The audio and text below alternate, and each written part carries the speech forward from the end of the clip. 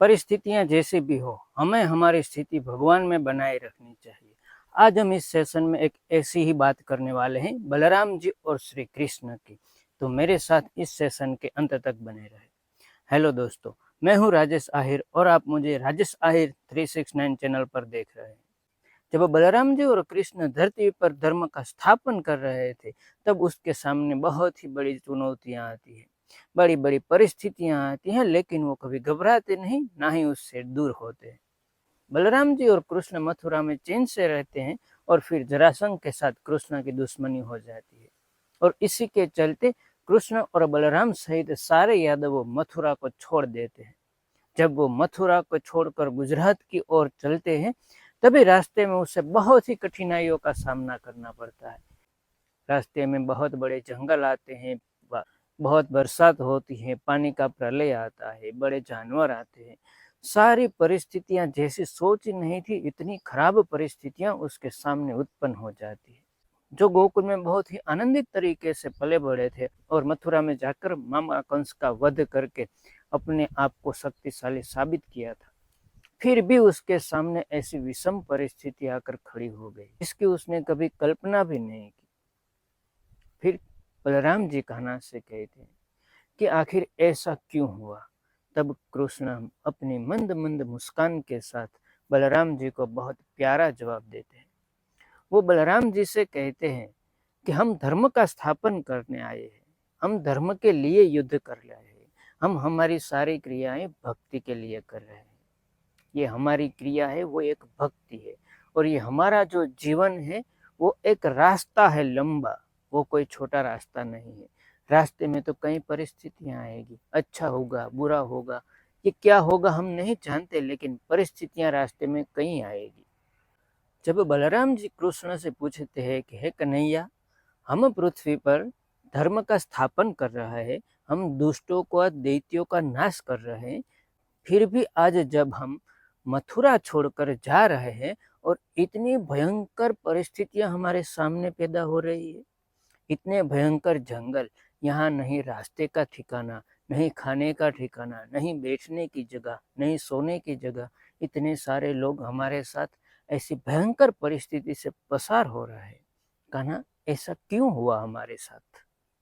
तब कन्हैया बहुत ही प्यार से उसे कहते हैं कि भैया, हम धर्म का स्थापन करने आए हैं और धर्म का स्थापन ही कर रहे हैं, धर्म का ही काम कर रहे हैं, ये हमारी भक्ति है। जीवन एक बहुत बड़ी यात्रा है, और उस यात्रा में परिस्थितियां बदलती रहती हैं, हर वक्त एक जैसी परिस्थिति नहीं रहती। जीवन कोई एक ऐसी जगह नहीं है कि अच्छी परिस्थिति आए तो वहां बैठ जाए और आगे लाइफ नहीं है, ऐसा नहीं है। जीवन बहुत बड़ा है, एक परिस्थिति अच्छी आई तो दूसरी आएगी जो आपको अच्छी नहीं लगेगी, लेकिन ये परिस्थितियां अपने आप में अच्छी या बुरी नहीं है।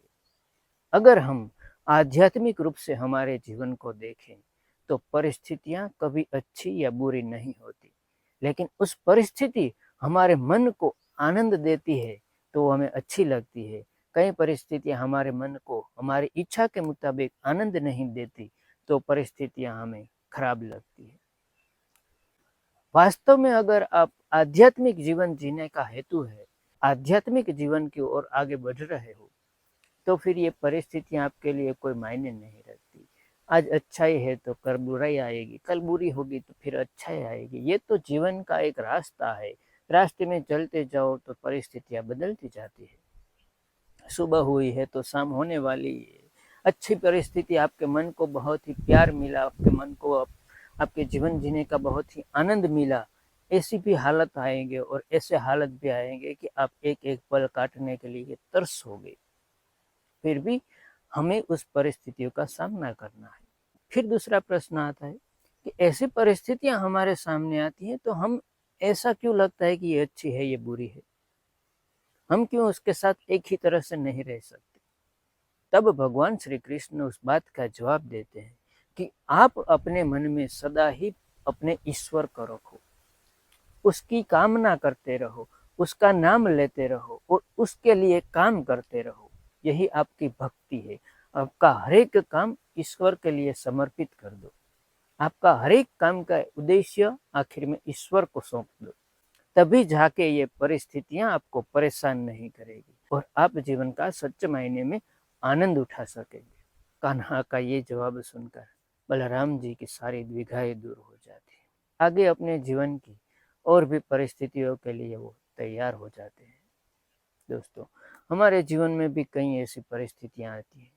ये सच मायने में पूछो तो हमारा जीवन भी एक यात्रा ही है। इस यात्रा के रास्ते में कोई परिस्थितियां आएगी, कोई सिचुएशन ऐसी होगी जो हमें बहुत आनंद देगी, जहां हमें प्यार मिलेगा, पैसा मिलेगा, हमें जो चाहिए वो सब मिलेगा। और कई परिस्थितियां ऐसी होगी जहां हमें सब कुछ छोड़ना पड़ेगा या तो कुछ मिलेगा नहीं, ऐसा काम करते जाओ और कुछ हासिल नहीं होगा।